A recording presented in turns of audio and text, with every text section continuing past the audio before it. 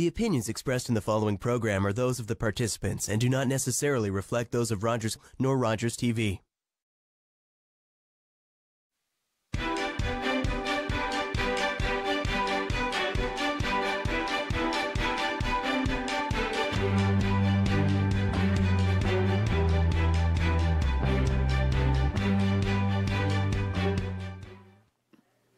Hi, welcome to Politically Speaking, Insights and Issues. I'm Dave Szollosy, your host, and thanks very much for joining me tonight.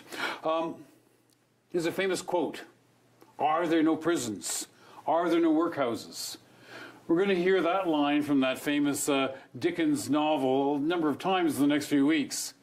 But it raises a question. We're not going to talk about Victorian England. I want to ask the question, what is the situation with homeless people here today in Georgina? Joining me tonight, I have two guests from 360 Kids. Jackie, Hermans. Yeah. Hi, thanks very much for joining. Yeah, thanks for having me. Clovis Grant, CEO of the organization. Thanks very much for coming. Oh, glad to be here. So let's start right into it. The organization, 360 Kids. Mm-hmm. How did that come about, and what is the philosophy of the organization? How did it get started? Well, it was 30 years ago, almost 30 years ago, individuals from the community, actually by a school, identified and noticed that there were a lot of young people who were coming to school who didn't have a place to go or a place to call home because of issues at home. And so, as it would happen, the community actually responded by advocating for the development of a response which created two houses in Markham, and that was the beginning to the organization. That the community said we need to help these young people find housing, and so from those early beginnings we have the organization that we have today. So really, it's recognizing that there is an issue with young people being at risk and being homeless, and the community coming together to provide a response and a solution.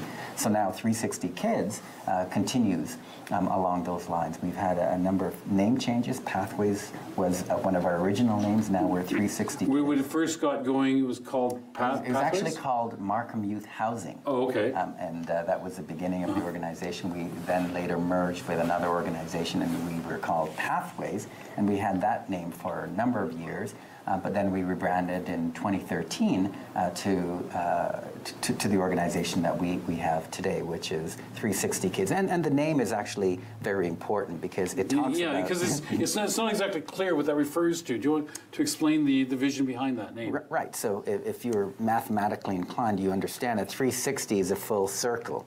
And that's what our name is about. It's providing that full circle, or that wraparound supports, as we would call it, full circle support to young people at risk of homelessness. Just as an example, when a young person comes to us, let's say that they have a housing need.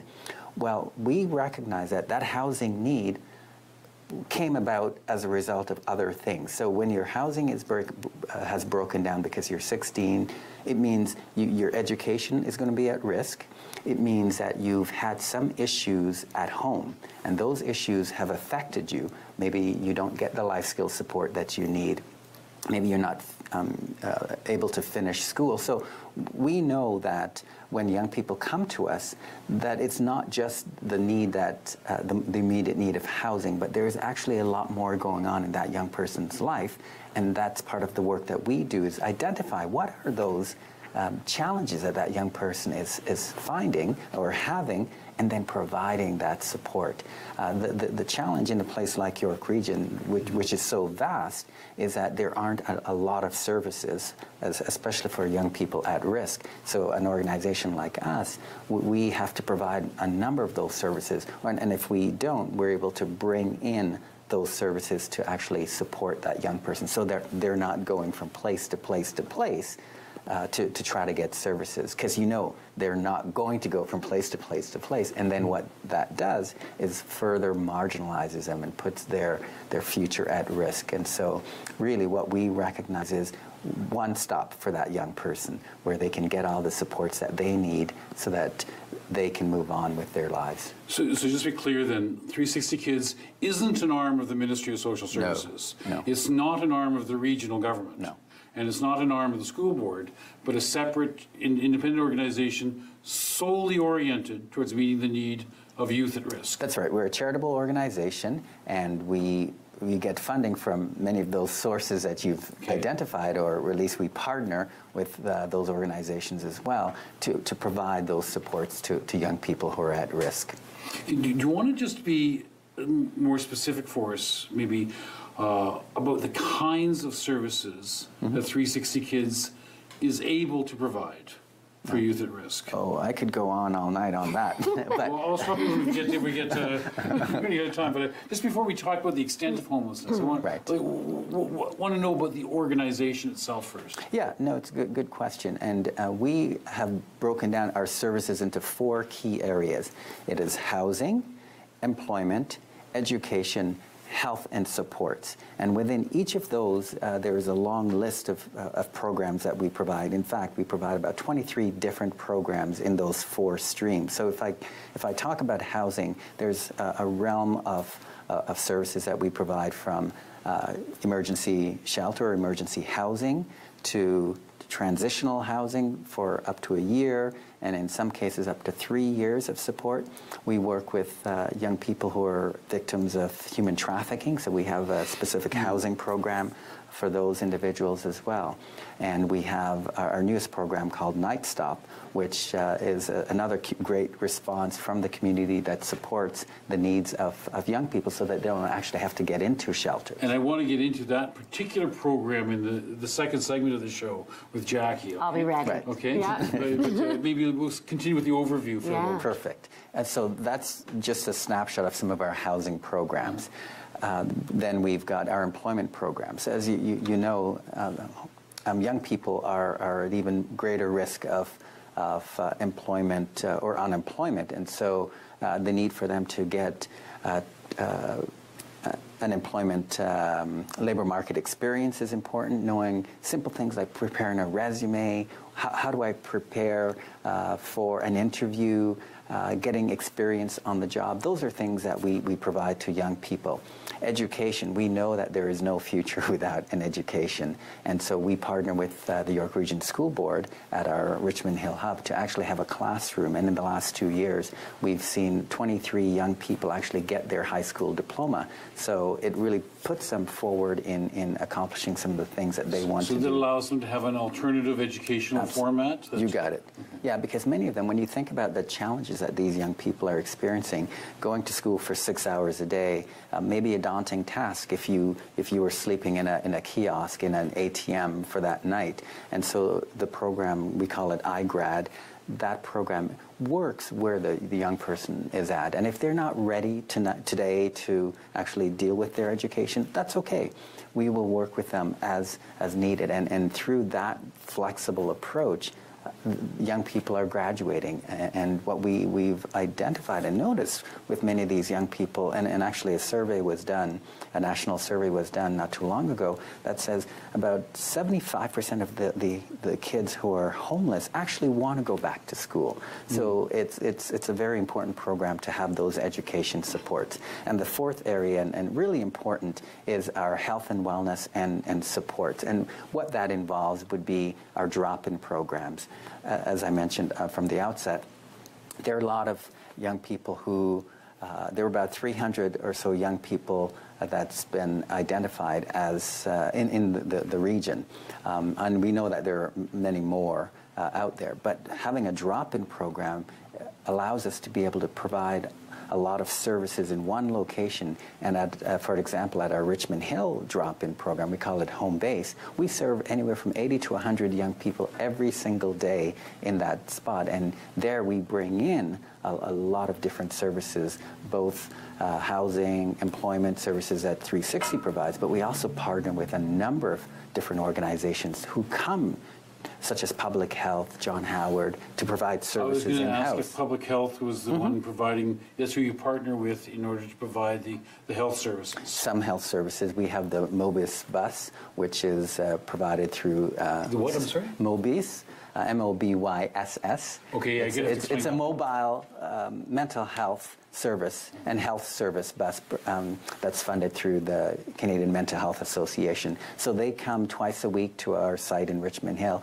and provides health services as well as mental health services for young people at risk. And we have services from addiction services as well. So there are a whole realm of supports that young people need for them to be able to move on with their lives. So, you know, if a young person wants to be successful in their employment, they need some of those counseling services, because, you know, when we go back to thinking about who these young people are, these are young people who have had some challenges at home. They've had some challenges in their lives. They may have been in the child welfare system. So there are a number of things going on, but it's not to say that they can't be successful.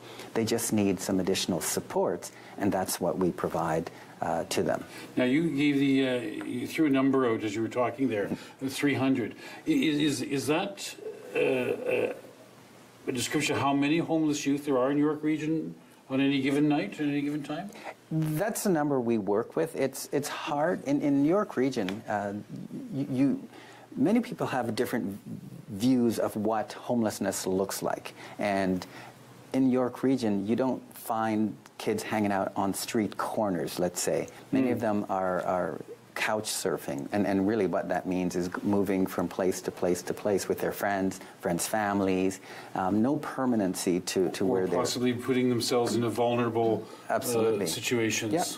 That's right. They could be in cars, they could be in parks, and Tim Hortons and McDonald's, the 24 hours. They stay up all night and then go to school the next day. How do you get this count? Like, how do you arrive at this? I mean, we determined that there is homelessness in the York Region. It's not just a Toronto phenomenon. Yeah. But how do you arrive at that number? How do you get to know that that's, you know, approximate number of people need to be serviced? There are different methods that the region of York and the United Way have employed over the years to come to that number, and the biggest one being at the point-in-time count.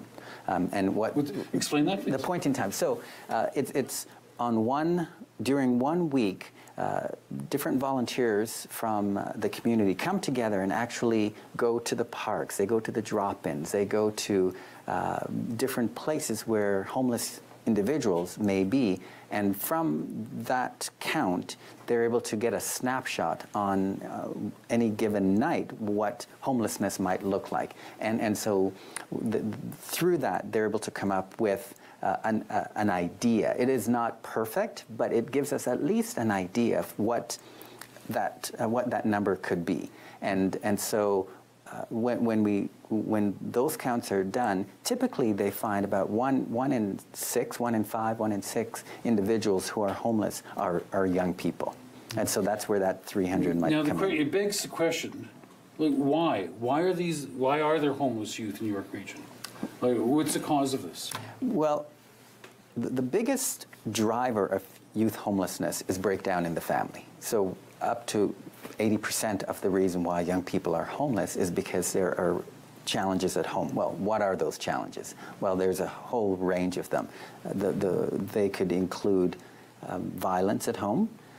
There could be abuse, and it takes various forms, from physical, emotional, and sexual violence that drives young people away from home. Mental health issues is really big as well, and it could be mental health in the parents, or it could be mental health amongst the young people. I was going to say, it doesn't necessarily have to be the youth victim. That's correct. Who's suffering themselves, but other mental health issues in the family. And that's very, very important, because what ends up happening, let's say it is mental health amongst that young person, for a parent who does not understand the manifestations of mental health, they think it's behavioral. They attribute it to other causes, and then that creates that conflict in the home, and that breaks down the family, and that's what causes the homelessness as well.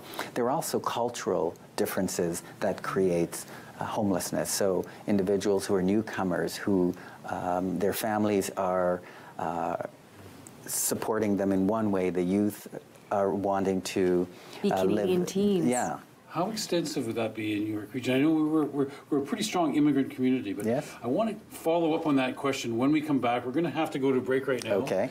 We'll go to break. Please join us again When we come back to Politically Speaking, after the break, going to carry on with the representatives from 360 Kids. Okay, so you'll take it.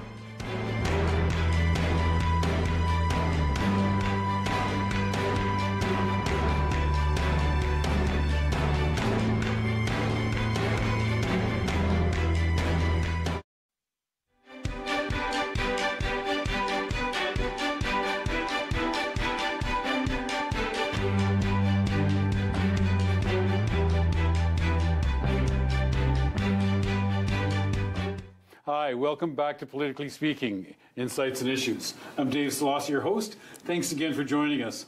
I'm speaking tonight with Jackie Hermans and Clovis Grant of 360 Kids about homelessness, youth homelessness in York Region and in Georgina.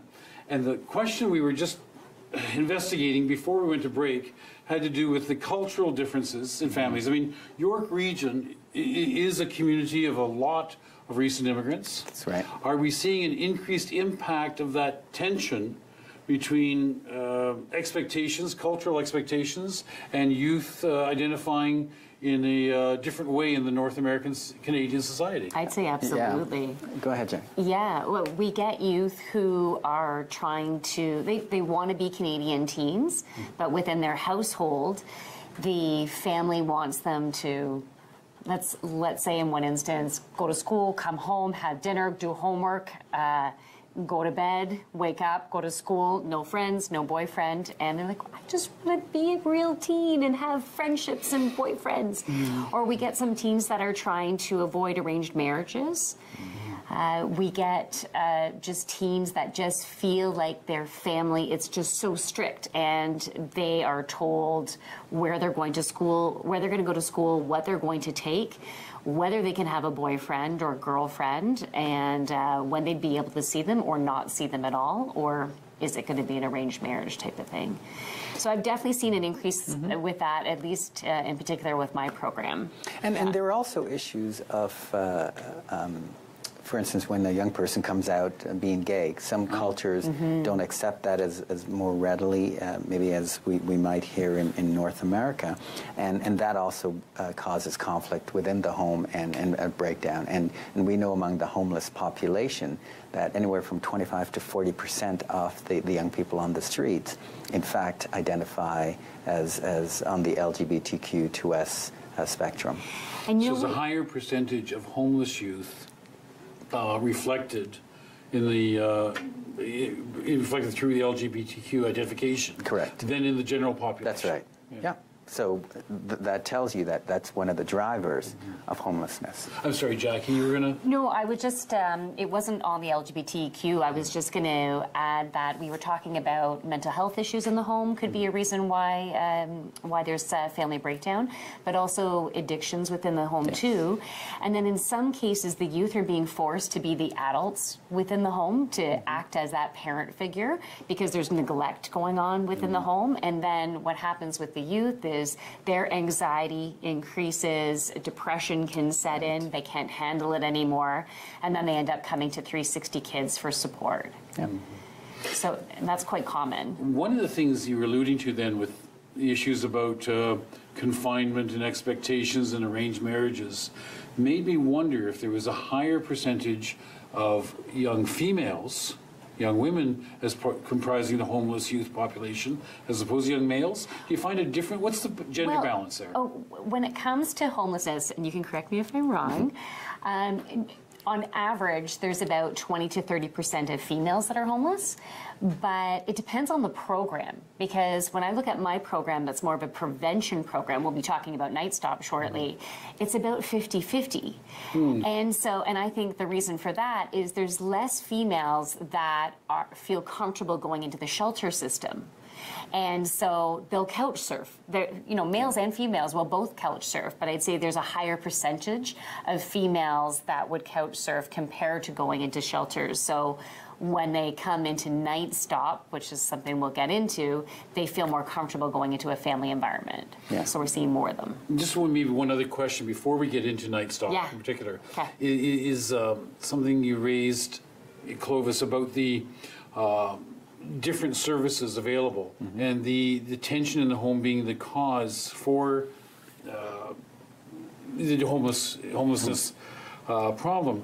What does 360 do to try to address that? Are we trying to do a healing process back with the family there to do reconciliation in that context? Yeah, no, our services are premised on that young person wanting that. We will work with that young person to bridge that connection back to home, because we know that that will actually, if safe, I should say that. Okay. If it is safe for that young person to go back home, that would be our primary goal. Now, I should also say, how we define family is also based on that young person's perception. So it may not be mom and dad, it could be an uncle, it could be a neighbor, it could be a friend, but we always want to look for that adult role model that young person can actually go back to. And so we work with that young person to help them go find the appropriate support. Sometimes it is working with that family if the young person desires so, and we have counselors. Part of our program is to provide counseling, and so we will provide family counseling and get those services and supports to the family. It could be income. Maybe it's poverty that's driving the issue. Maybe it is, as Jackie says, it's an addictions issue. And if we can get the supports to that family, then we're actually doing a great job, because it's not always just about that youth who comes to us. Maybe they're siblings, and there's a need for services for those young people as well. So it's a real systemic approach that we take. And in the case of cultural conflict, do you have counselors from different ethnic communities that may be able to assist in bridging the communication gap there? If there's a need for counseling, maybe you can... Yeah, we do have counselors that speak different languages and have different cultural backgrounds, but in some cases we might be connecting them with another organization that specializes in that. Yeah. So I'd like to get into the program. We've referred to it now a couple times. Yeah. Jackie, the program you're in charge of. Everyone. Night Stop. Yes, we've Night Stop. been Bated breath. building with eager anticipation. What is Night Stop? Night Stop is a homelessness prevention program, and it was actually running really successfully for 30 years within the UK.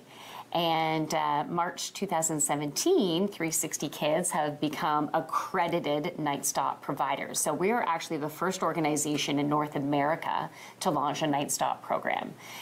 And basically what the program does is it engages the community to act as hosts. So we look for individuals, families, couples that have a spare bedroom within their home.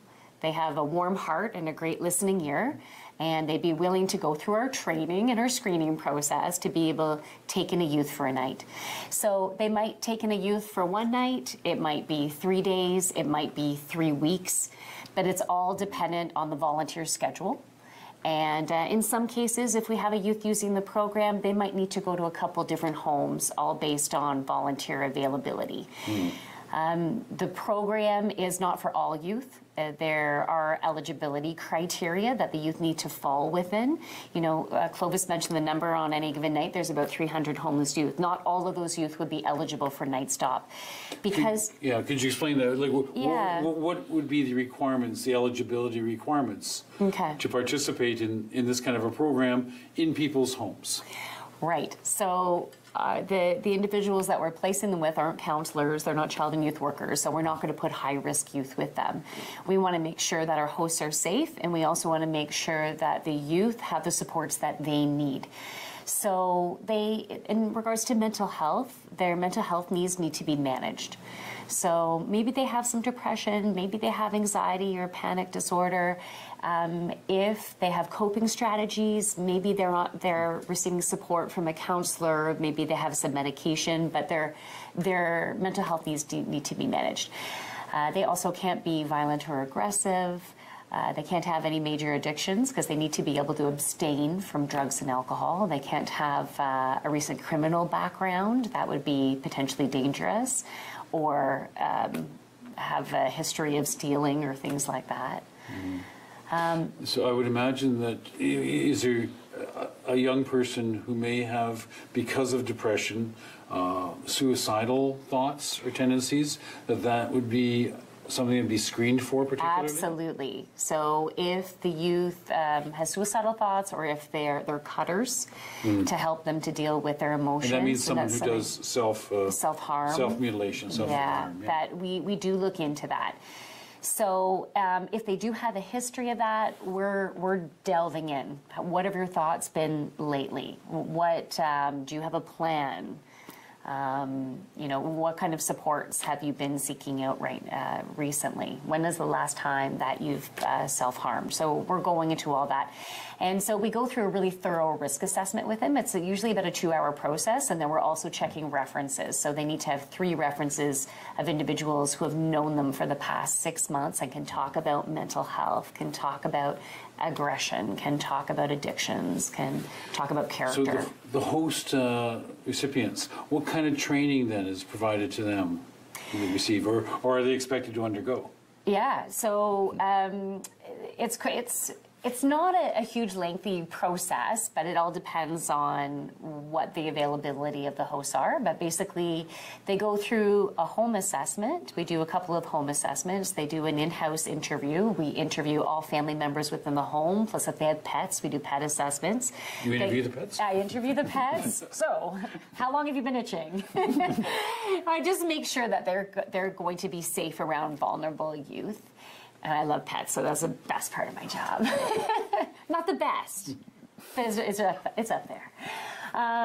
They also need to go through a full day training session, and so in that training, one day training. It's a 1 day. We're talking about confidentiality. We're talking about creating boundaries. We're giving them the craziest situations that could potentially happen. So let's just make sure you're totally prepared. And then there's a little bit of online training because they need to do WHMIS and health and safety. WHMIS is the health, the workplace hazardous. Yeah, so if they're around chemicals Yeah. and making sure that they're going to be safe in their home, yeah. and they have their fire detectors and carbon monoxide, then we want to make sure that they're all prepared for that and are ready with health and safety. If there's anyone with disabilities, how can we support them? So they need to go through that. And we also have a 2-hour graduation session where we give them a big basket of supplies, socks, underwear, toiletries, things like that. We talk about how they do their scheduling and how we're on call, because there's 24-hour on call. We want to make sure they know how that works and that they're fully prepared. Is there any compensation for the hosts? That's a great question. Yeah, it's minimal, but we do offer a small stipend. So anytime a youth stays, they're eligible to a $15 stipend. So when a youth stays within their home, the expectation is that they provide them with a nice healthy meal, so dinner. They provide them with breakfast and give them a bag lunch to go, so they have something to take with them. And it's only nighttime care. So when the hosts need to go to work in the morning, the youth needs to go too. And they're usually going to school or going to work anyways themselves. And if a youth stays for a weekend, let's say they come on the Friday, then they're supposed to stay until the Sunday. But during the day, they'll need to leave unless the family's not doing anything, and have them stay. So they're never going to be home alone in your home. So, if you were talking about the need for more people, you were looking at trying to set up a bank of 60, were you saying? Within 3 years, we would like to get to 60 host families, but that's across York Region. In the immediate, we would love to have more families in the Georgina area. Right, because do you have you do have some families in Georgina? Yeah, now? right now we have 1. We did have 3, but different reasons people might need to go on hold for a while. Life changes happen. Life changes, people move back home, they get pregnant, So if someone wishes to get involved and offer their home as a part of the Night Stop program, Yes. what do they do? I would love Tell for them them. Okay. I'll tell you, yeah. They can go to our website, so 360kids.ca, and if they go to programs and services, look for Night Stop, and there's a volunteer application form there that they can fill out, and they can submit that. Also, different times during the year, we have information sessions, so on our website, or they could call me and find out when the next information session is going to happen so they can find out more, or they can send me an email. And email address is nightstop@360kids.ca. Brilliant. Yeah. Okay, so thank you very much. It's been so good to have the both of you on. It's great, great to be here. The need is there. It's great. It's there, yeah. As long as people realize it. Join me when we come back from break, because we're going to be talking about another way to address homelessness through Habitat for Humanity. Stay with us.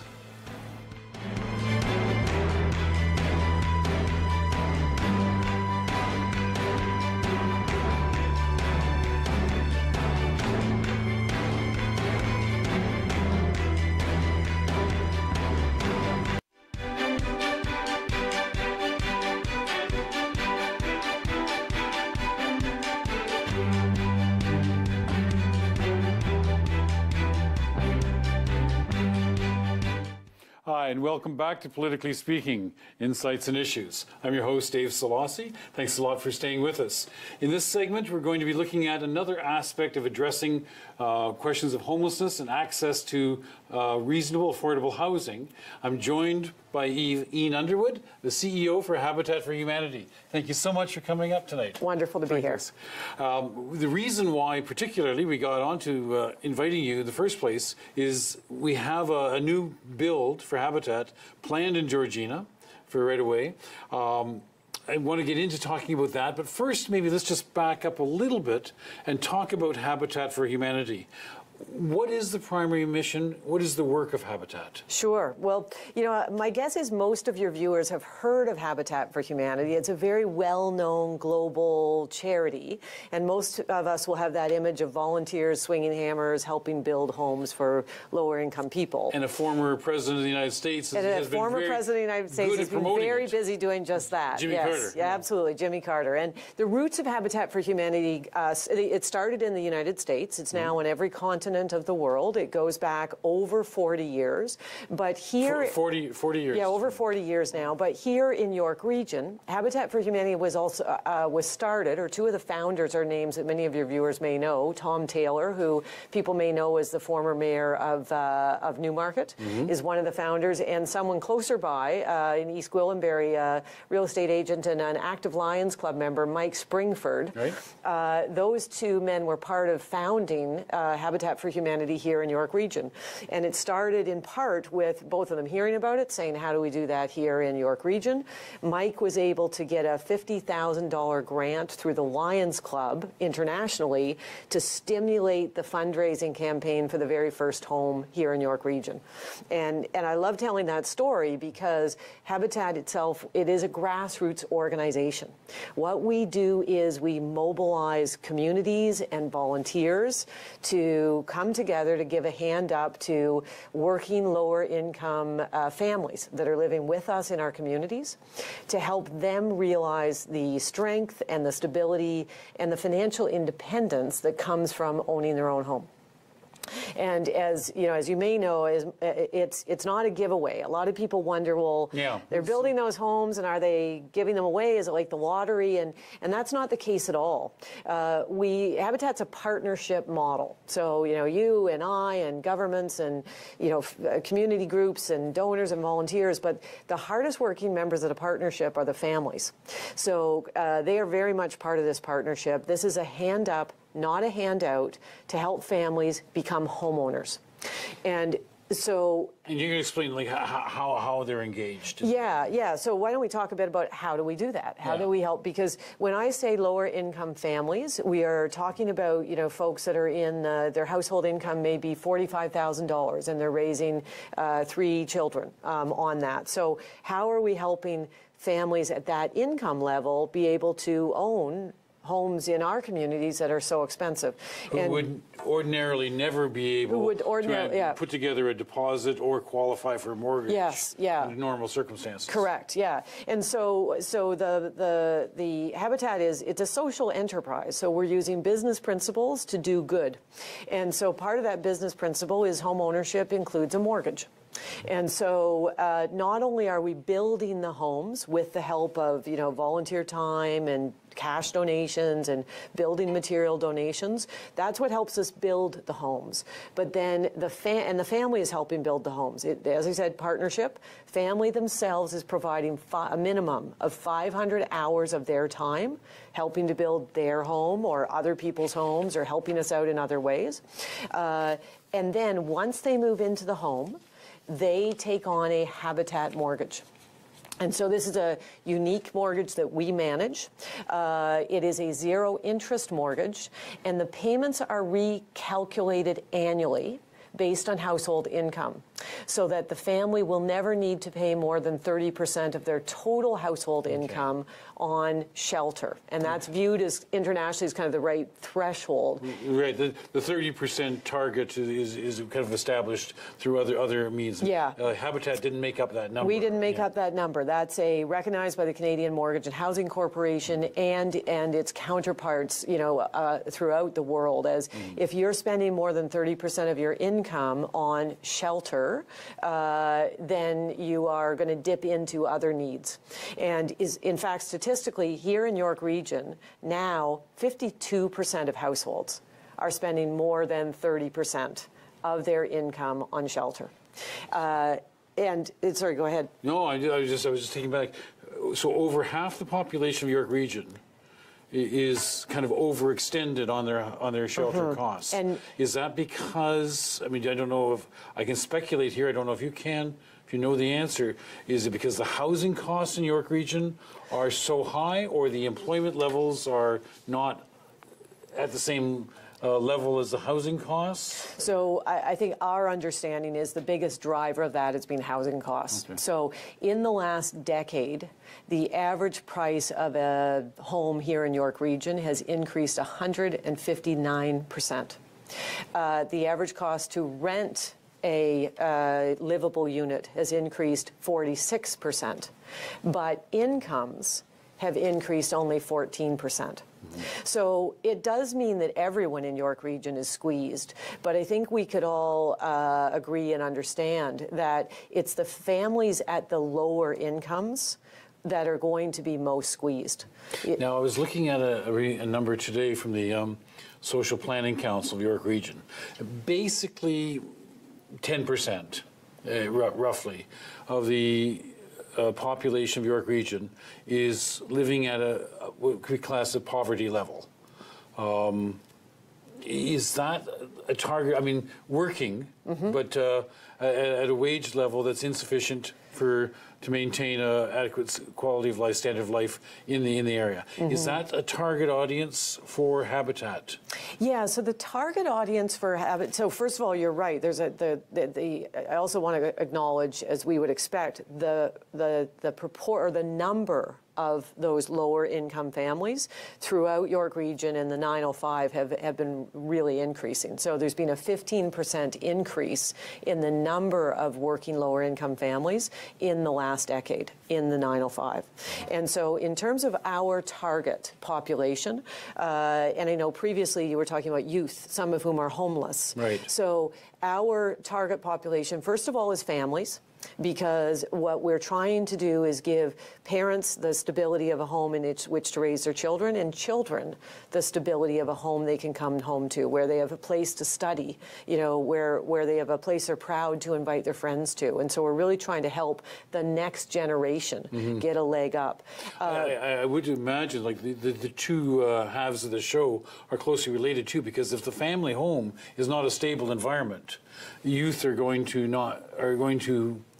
be more prone to leave that environment to try to find some kind of alternative. Yes, and as your last guest talked about, there's a lot of things that create stress in homes, but one of the things that creates stress is crowding. And we know in the families that we work with, you know, so many of them, the way they're compromising to be able to have a roof over their head and have some money left for the other things you need to manage a family, they compromise on space. And so we work with a number of families that will be 5 and 6 people living in a 1-bedroom apartment. We had a family in Toronto that just moved into a home recently, trying to remember, mom and 6 children, all teenagers, 1 washroom. That creates stress, right? That creates stress, and for adolescents, all the more stress. Stress for the parents, stress for the children. So now you were asking again about, you know, who are these families? So the families need to be working. First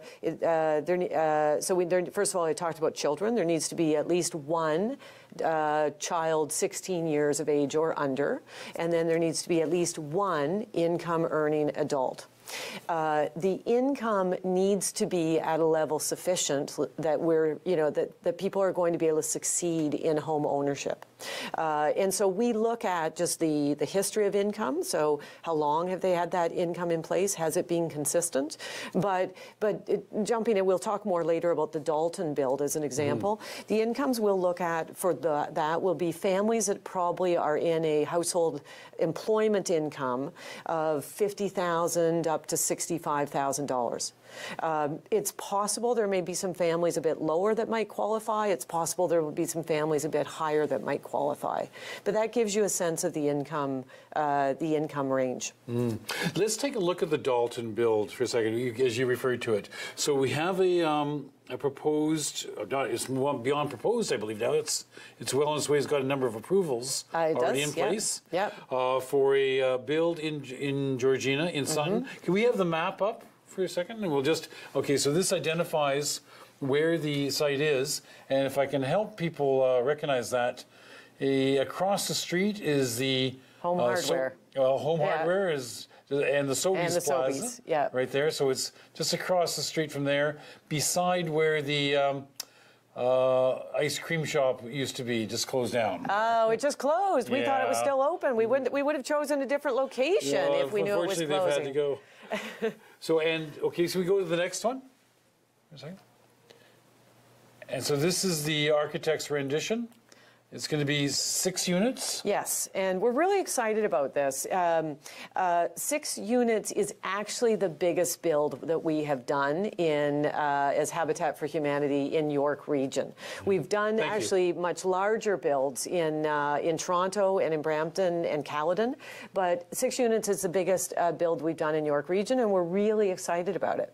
And as you said, and as your viewers can see on the screen, this is a townhouse development, but they're freehold townhouses, so everyone will have kind of the independence of their own unit. Right. Just explain freehold. A lot of people get confused. Oh, it's this complicated legal term. Yeah, you own your unit. You own your unit. Yeah. You're not paying any condo expenses or anything like that. Yeah. So thank you for that picture. Yeah. So many of our builds get set up as condos.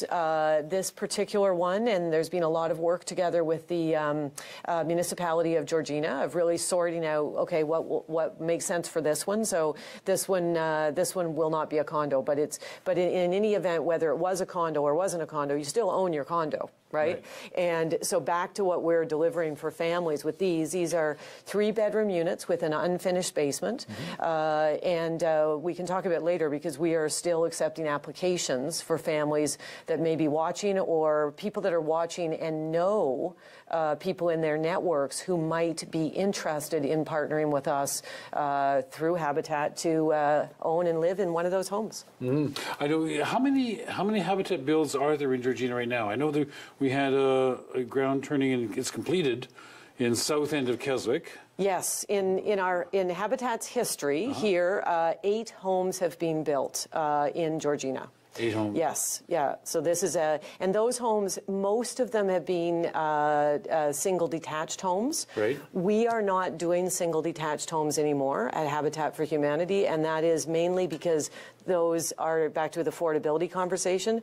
That's no longer a way that we can deliver an affordable unit for a family to live in. So what people will now be seeing when they think Habitat for Humanity in York and in the GTA is everything we're doing now are like what we showed the viewers on the screen. They're all multi-unit builds where you're going to be part of a townhouse community. Mm-hmm. And so just finishing off then, so the individual doesn't have to have a deposit prepared, but rather their deposit is their investment in their labor to help construct the unit. Is that correct? You're exactly right. One of the ways we talk about it is we recognize that lower income families face so many barriers to having a decent home to raise their family in. And so again, through our model, we're removing the barriers to having not just a decent home, but as I said, the stability of a home that they own and they control. And we know the first barrier for families is they'll never have enough money for a down payment. And when we come back after break, we're going to take a look at what those eligibility requirements are. That sounds great. Terrific. And how someone can apply. So stay with us, please, on Politically Speaking. We'll see you after the break. Thank you. Okay, Ian, this is going really well.